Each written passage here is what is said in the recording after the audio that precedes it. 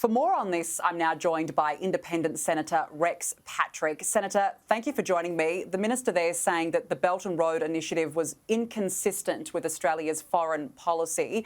Was it the right decision to scrap it? I think very much so. This is the correct decision.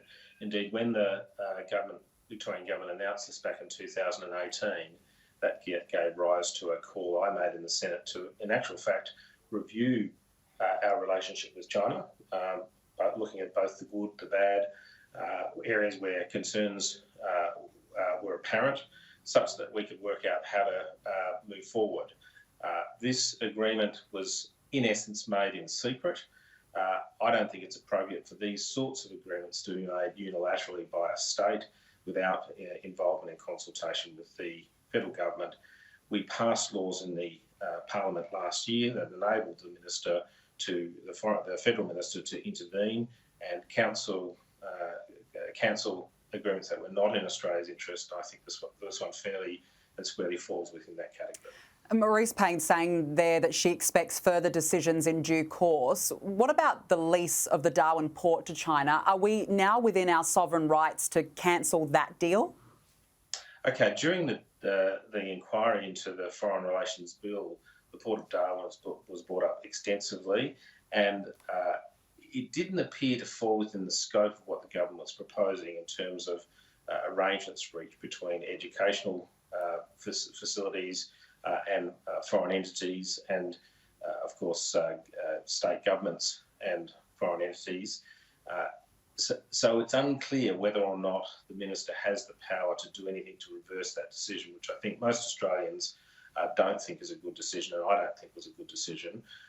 I think we just need to wait out and see whether or not the Minister can exercise the powers granted to her under the recent legislation to deal with this particular issue.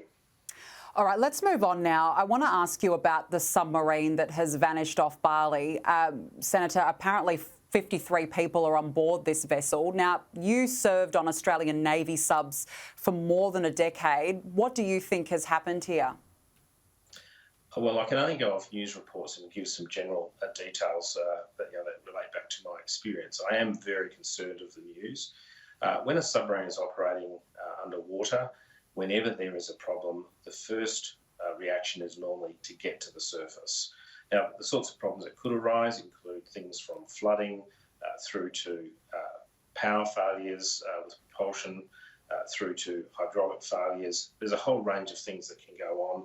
In some sense, this is quite a chilling reminder of how very brave our Australian submariners are. But in this instance, it clearly hasn't made it to the surface, which leads us to the conclusion that it is sitting on the seafloor somewhere in the Java Sea. I don't know the depth at which it was operating or depth of water it was operating in. These submarines typically have a crush depth of somewhere around about 500 metres.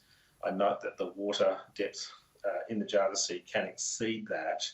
What we hope for in all submarine rescue situations is that we have highly professional submariners involved, highly professional rescue services involved, and a little bit of luck. And I think we're really going to have to hope that luck plays out in a good way here. Yeah, it's a terrible situation. Independent Senator Rex Patrick, thank you for joining me this afternoon. Thank you.